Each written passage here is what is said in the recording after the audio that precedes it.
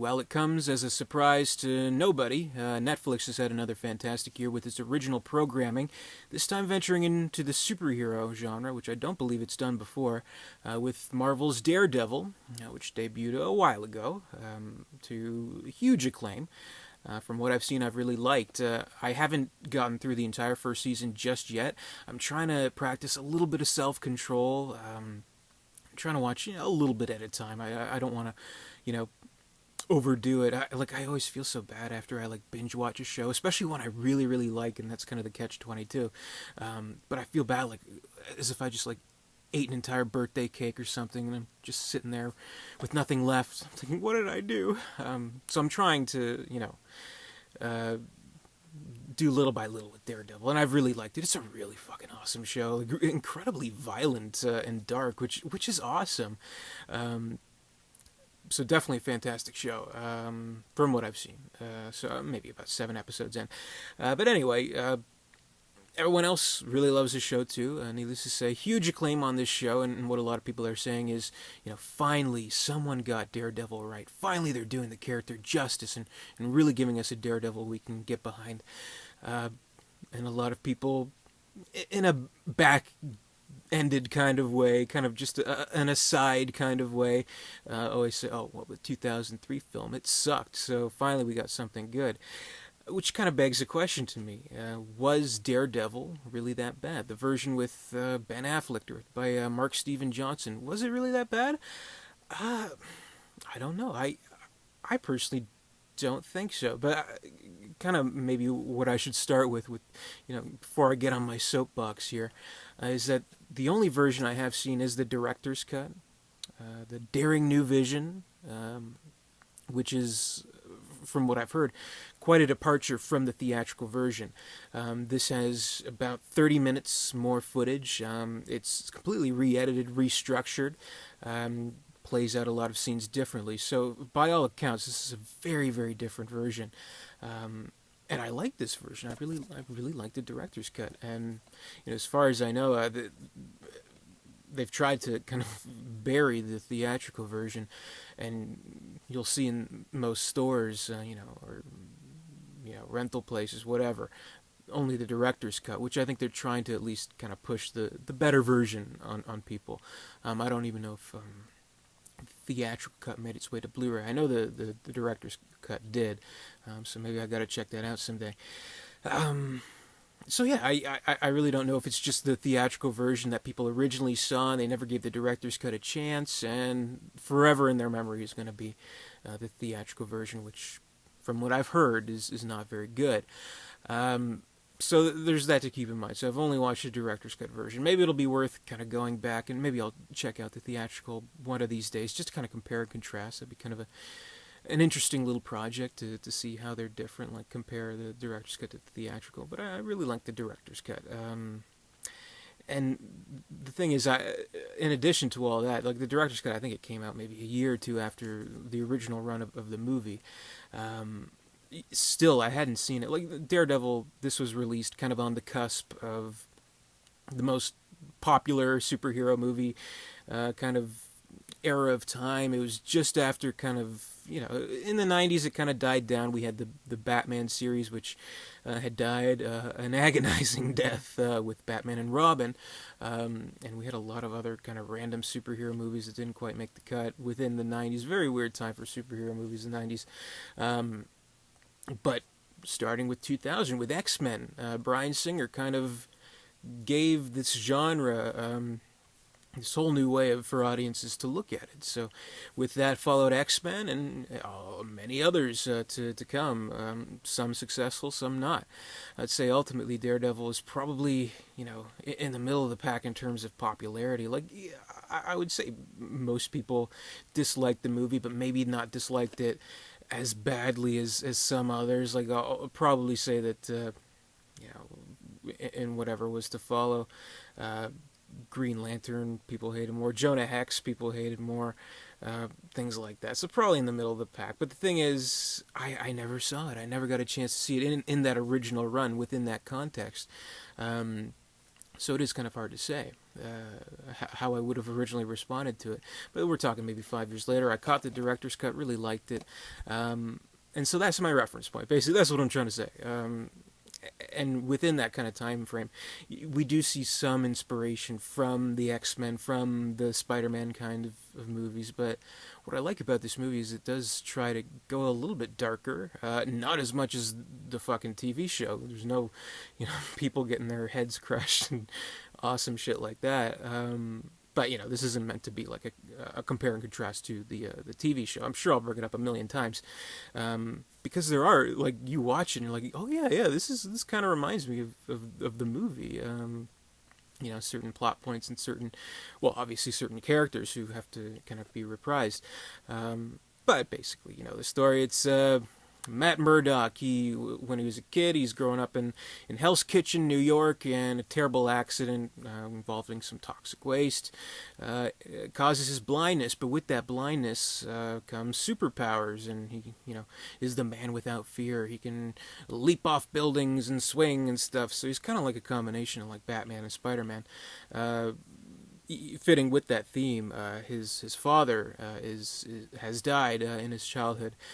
His father kind of like a palooka, and finally kind of refusing the big shot Kingpin to throw a match to kind of prove his worth and kind of make his son be proud of him. He's killed, and that's the exact same plot of the TV show. Well, it's the concept of the character basically. So Matt Murdock, he wants justice. He becomes a lawyer. He fights for that justice, but sometimes you just can't find it. Sometimes the world is corrupt. So sometimes you have to take the law into your own hands, which is what he does.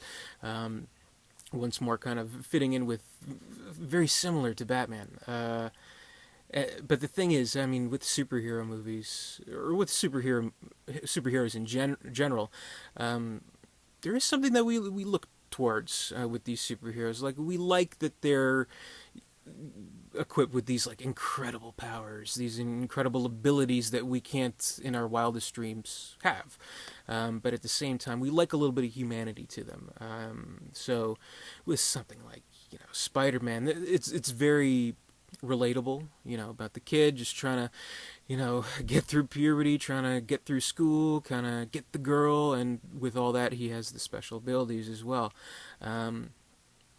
And I think if we are kind of comparing Daredevil to Batman a little bit, at least with like, Daredevil, him deciding to go out on his own adventure and fight crime, he's doing it without the cash. So Batman, he's Bruce Wayne, he has all this money, he can do whatever the fuck he wants, basically.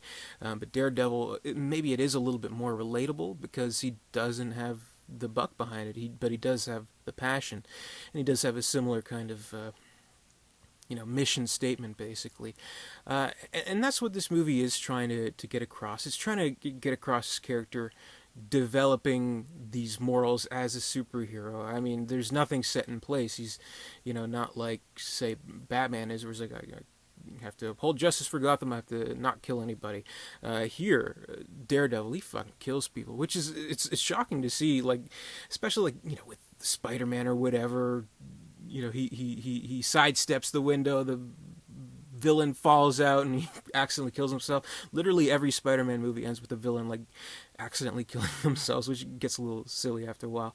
But here, Daredevil, the Ben Affleck version, we have that kind of opening scene where he puts this assault and battery case guy who's very clearly lying, and he can sense through, like, the heartbeat, as the Daredevil ability is. He's like a human polygraph test. He knows he's lying, but due to the corrupt system, this punk gets off free. He finds him later in a bar, punches the place up, throws the guy onto the subway rails, fucking kills him, which is a shocker to see. Like, you don't see that in, like, many superhero movies. Like, even with, like, X-Men, it's very heavy subject matter, but we are kind of used to these superheroes being these kind of do-gooders and, stuff like that, where it's like Superman, like, I'm going to save the day, not Ben Affleck's Daredevil, which I think right away gives it the unique edge, where we're like, should we really be following this character? Should we be wary or not of this character? Which I think gives it an interesting edge, and it is all about his struggle to kind of come up with this systematic functioning morals, a moral code basically he's trying to develop, and by the end of it all he kind of learns, oh, I shouldn't kill people and I should be nice. But I guess I'll get to all that later. I do think it has a good cast. Ben Affleck, he's fine in the role, I think. I mean, sooner or later, a big enough star, they'll probably end up doing a superhero movie. Here is no different. It should be noted that this is kind of a period in time where everyone fucking hated Ben Affleck's guts. Like, this was like a year after Gigli came out. This was the whole Bennifer kind of thing, where any movie he put out was panned so bad, and this was no different. So I think that, honestly, I think that has at least a small part in why people hate this movie so much. We're just so caught up within that time frame of hating Ben Affleck so much, where anything he does, just whatever the public opinion is, we're kind of swayed into it and hate his guts. So I'm certain that had at least a little bit to do with it. But I think he plays the role well here. He definitely has a certain kind of charm as Matt Murdock. As the blind lawyer, he's the ladies' man. He kind of plays up his disability a little bit to get the ladies, which is kind of cool. But we kind of learned that he's isolated himself quite a bit. And what's kind of cool, too, I think he has like this, it's like a sensory deprivation tank, I think, that he just kind of chills out in. Because the burden on his shoulders is just far too much for him to bear. And we see him always coming back from a night of crime, coming back to messages on his phone, like, why haven't you called me? Where are you, you fucking jerk? Things like that. Pulling out teeth, which I thought was a nice touch. And bruises all over, things like that. So he's kind of battered from this nightlife that he feels he has no choice but to do. So I think he is kind of lost in this struggle with this weight of, balancing real life and balancing his secret, crime fighting life. But at the same time, the guilt that bears upon him is the morality struggle there. Like, should I really be killing these people, or what should I be doing? So he's a fucking murderer, basically. And with what we see in the TV show, too, he seeks counsel in the church. There's very much a gothic, religious-based atmosphere to this movie, which I like, which works good. I mean, the weird thing is, this feels a lot more like a gothic church and gargoyles kind of atmosphere than a lot of the Batman movies felt like, aside from maybe like the first Batman, where the movie does end in a church. This movie ends in a church too. What do you know? With the gargoyles Joker, hanging off the gargoyle. What are you laughing at? It has a gothic feel to it, which I like. A lot of this movie takes place on the rooftops, and kind of inspired by the web slinging of Spider-Man, that they finally have this kind of technology where we can kind of, view the stunt kind of integrated with CGI, with the character kind of swooping around. He has this little stick that kind of extends and does all that stuff, and it's really cool. So it's cool to see. I think the effects fare pretty well in the movie. So I think it creates that atmosphere very nice, and it has a sleek look to it. It's dark and gothic, and I like that. And I like that,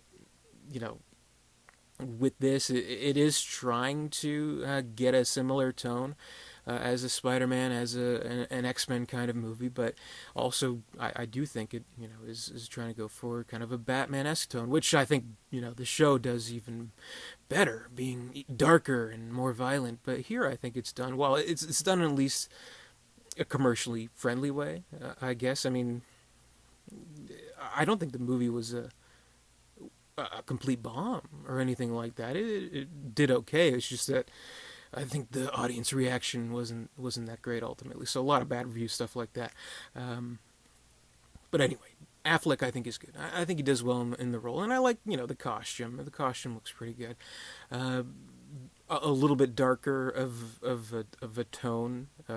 Not just in the movie itself, but in the costume. Kind of this sort of like a rubbery kind of costume, kind of like what Batman does. But I don't know. It's not. I can't imagine like the bright red Daredevil running around. I don't think that would be believable. So I think they got that tone right. And when they do have to kind of integrate it with a visual effect, I think that specific kind of tone of dark kind of red, I think that fits well. So there's that. So I think they pulled that off well. when it comes to supporting cast, I mean, we have Froggy, or Foggy? I forget his name. Jon Favreau, playing his partner at the law firm. He's always kind of played the good kind of buddy role. I think Jon Favreau is really good at that. I know he is, well, it's hard to say whether he's more of a director or more of an actor. He does both so well. But I think they have a really good chemistry as these two buddies, you know.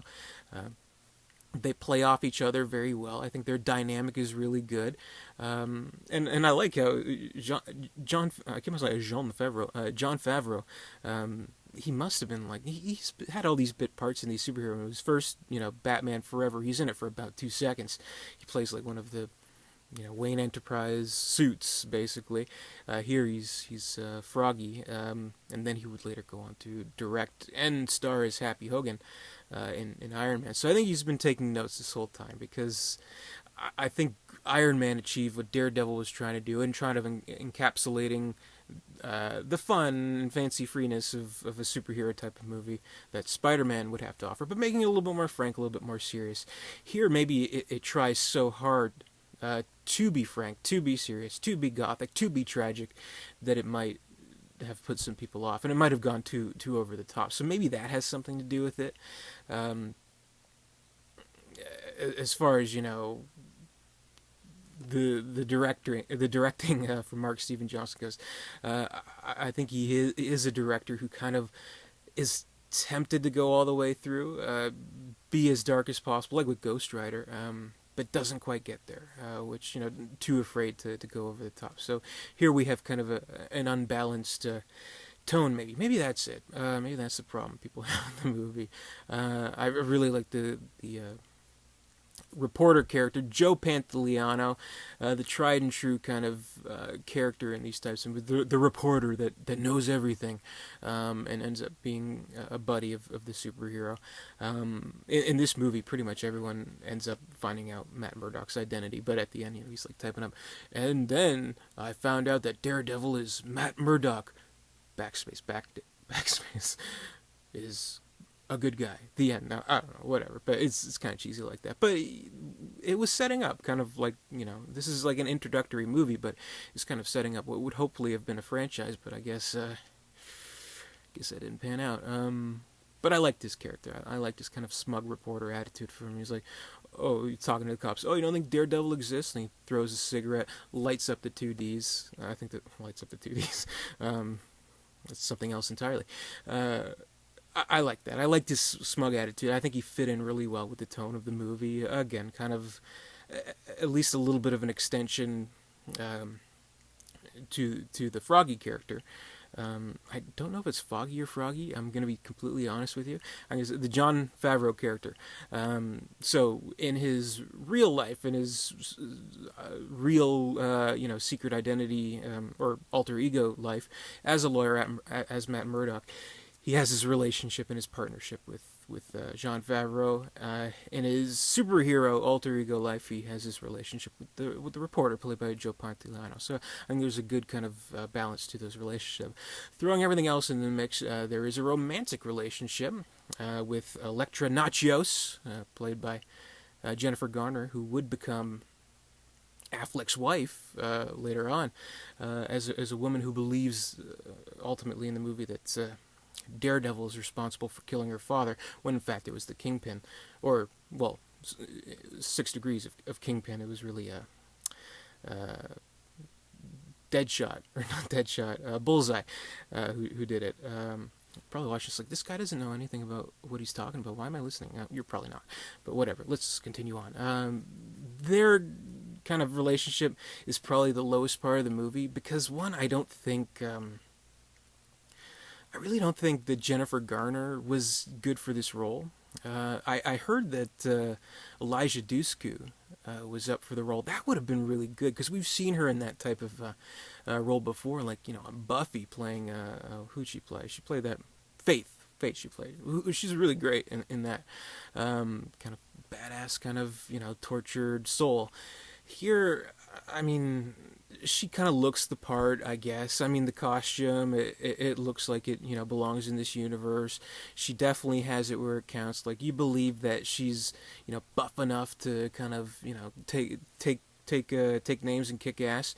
But her performance isn't the best. We don't quite believe in the tragedy of her character, at least not necessarily. Just through her delivery, like, we don't believe that she really has this passionate hate for Daredevil. And there's that one scene where it's like, "I didn't kill your father, liar."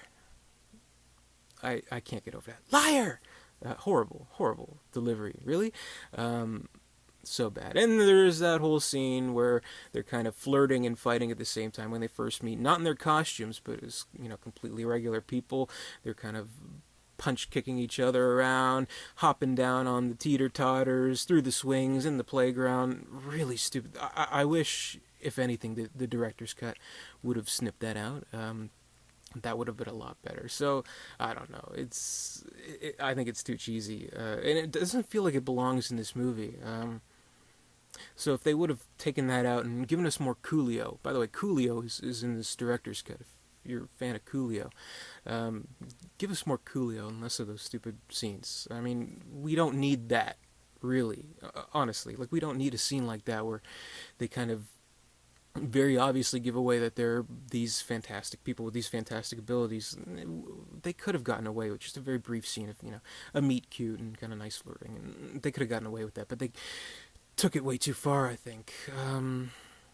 And I would say probably one of the best aspects of this movie is Michael Clarke Duncan, where he's very much a physical fit for this movie. And this is at least during a time where not everyone on the internet was bitching about, "Oh, we can't have this originally white character be black." That wasn't even really an issue with this movie. When this came out, it was at least, oh yeah, that makes sense, because I'm fairly familiar with the Kingpin character. I knew him from the Spider-Man animated series, actually, where I thought he was like a Spider-Man villain, which I guess he kind of crosses over to franchise and stuff. But I guess he's, for all intents and purposes, Daredevil's main baddie. So that's pretty cool. And I think Clarke Duncan really does the job well.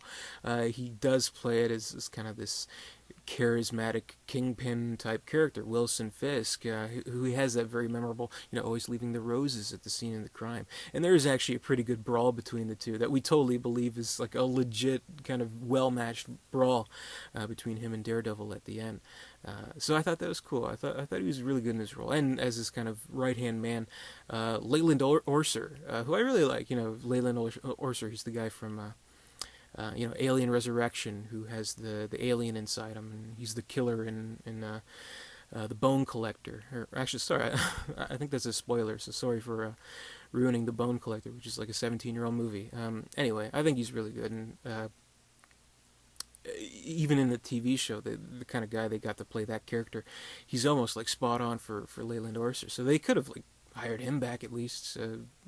I thought he was very good. Colin Farrell, oh my god, I think he's great in this movie, honestly. This is a character who gives no fucks. He's just completely off the wall. It's as if, Colin Farrell was almost playing himself. I read a little bit of the IMDb trivia before hopping in front of the camera, and this was actually the very first movie where he just used his natural accent, which I think is interesting. And I think he's such a great character, like this mischievous Irish asshole who never misses. I thought that was great, and there's also a really good, a brawl in the church between him and Daredevil at the end, which I thought was really good. He's a very non-empathetic character. He's just kind of a character who gets his shit done, and he kills the old lady on the plane, which I thought was very funny but shocking at the same time. Almost akin. I'm absolutely not comparing this in any way, but it's almost akin to that shocking first scene with, the Joker, where he was like, "Want to see a magic trick?" and punches the guy's head, just because it was so unexpected, and I wasn't expecting that, from the Deadshot character, or Bullseye character. So I thought that was really done. He has on his head the kind of bullseye kind of mark there, which is kind of cool. They must put the makeup on, but he puts his little hoodie, or not his little hoodie, his little beanie over him, which I thought was good. And I really like, he never misses, but of course, in the brawl between him and Daredevil in the end, he does in fact miss. Then he gets his hands, punctured, and he has his hands up like they're stigmatic. Like, it's such a eerie and cool scene that I thought was really cool. I love that scene. That's like one of my favorite moments in the movie, where he's just holding up his hands. Awesome. I thought it was really, really awesome. So I thought Colin Farrell, he did a good job, and he's absolutely perfect to play a villain in one of these movies. So it does kind of bum me out a little bit that this movie doesn't get the kind of credit that it deserves for at least Colin Farrell and his performance. I would say, one of the more compelling villains or henchmen or what have you in this era of superhero movies. Like, really, when you think about it, he had the attitude. I think he led the way in a weird kind of way for at least villains. Maybe Affleck didn't do too much for the heroes, but I think for the villains, I think Colin Farrell paved the way a little bit. And the movie, it goes for darker notes. Again, with this director's cut, they kind of play that up a little bit more about Matt Murdock's struggles with his darkness.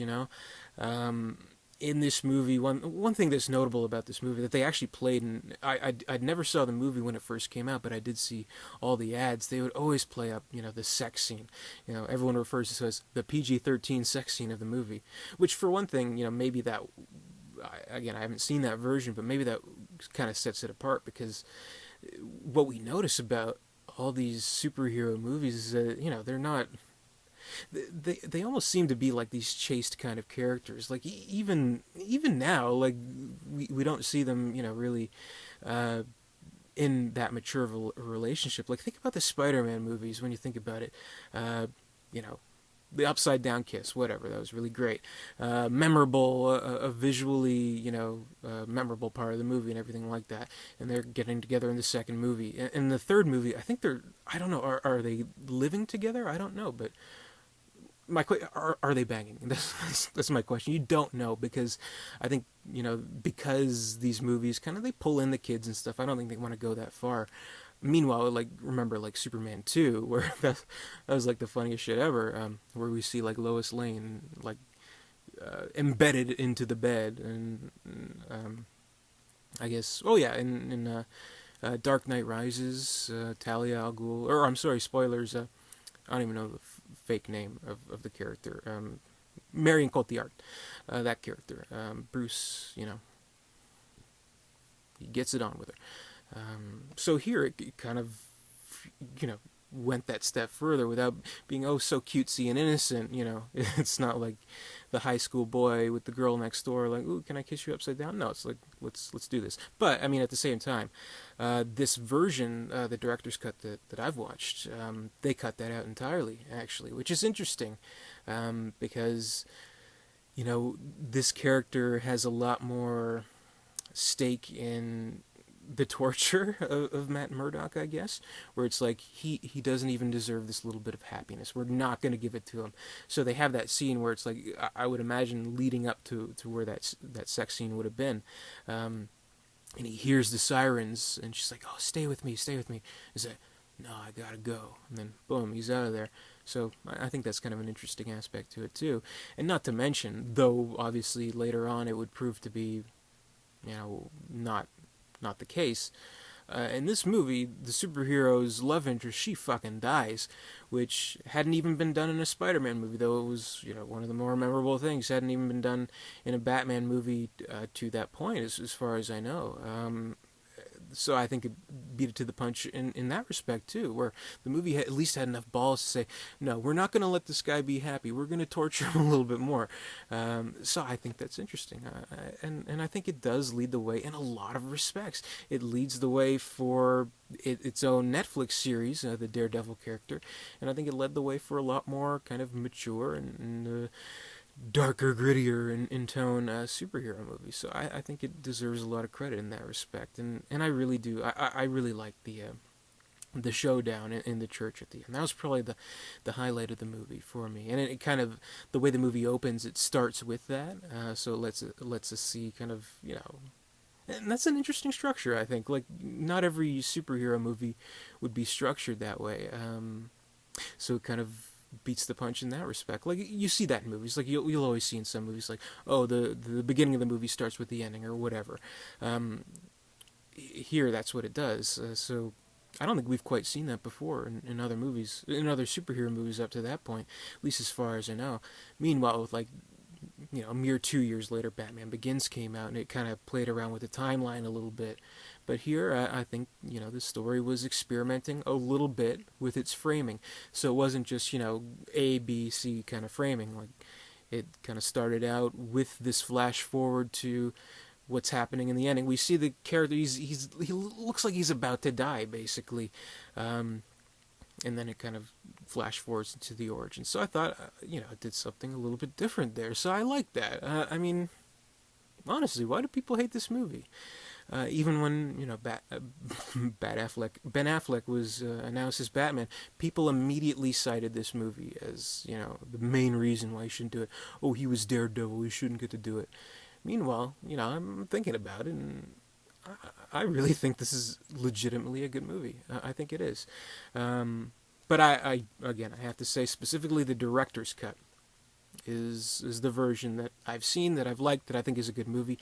Maybe the theatrical cut is just so awful, so poorly done, that it, discouraged anyone from even revisiting the movie. But if you're kind of holding on to that memory of this movie sucks, I'm glad the show has kind of fixed everything wrong with Daredevil. I'm glad the show got everything right with Daredevil. I'd say give this movie a chance, specifically the director's cut. Check it out if you haven't. I think it's worthy. I really do. Is it really that bad? No. Absolutely not. I don't think it is. I think it's a good movie. I thought the cast is good. Ben Affleck perfectly good as Matt Murdock, though he's not the highlight of the movie. Definitely Colin Farrell, definitely Michael Clarke Duncan as the villains of the movie. I think they really bring their unique personalities to their roles. And they have a lot of good scenes with each other, too, when they're kind of playing off another. Like, Clarke Duncan is very, very professional, very, proper. Meanwhile, Bullseye is just this like complete Irish punk, which I think there's a good chemistry there too. Garner, not the greatest, but I think, at least in terms of the aesthetic look of the character, I think she does have a very superheroic kind of look to her, and I definitely think she has the physical chops to really kind of really let us buy that she's really kicking ass. So I think she's good in that respect, but I just think kind of her delivery of certain lines wasn't that great. And I think, the director, Mark Steven Johnson, I think this is his best superhero movie. Ghost Rider, I almost want to like, but I did a review of Ghost Rider too, where, there was just, too many things wrong with it. It was particularly with the villain in the movie, which just completely disappointed, which I just couldn't quite, say it was a good movie. I haven't seen Elektra in full. I caught some of it on TV. It looked like a fucking direct-to-DVD movie or something like that. It looked fucking awful. I'm like, what the fuck? So I've never seen that. And he happens to be the writer of two of my favorite movies, Grumpy Old Men and Grumpier Old Men, which I love those movies, but it's neither here nor there. So, yeah. I think it's a perfectly fine movie. I don't think it gets enough credit. I think it may be a necessary casualty on the road to better superhero movies. Would I say this is one of the best superhero movies to come out in the last 10, 20 years? No. But it certainly kind of experimented a little bit, led the way, and is unfairly diminished, unfairly criticized. So while this TV series, I've watched it, a good amount of it on Netflix, I've really liked it, I've really enjoyed it, I think there's room for Daredevil, the 2003 film too. So that's my huge rant on Daredevil, or my soapbox plea to you all to not hate Daredevil that much. So that's really all I have to say, and I thank you for sticking with me. I've been ranting on for like a half hour now. So that'll do it. If you like this video, give me a thumbs up, comment, rate, subscribe, all that good stuff. And until next time, I'll see you later.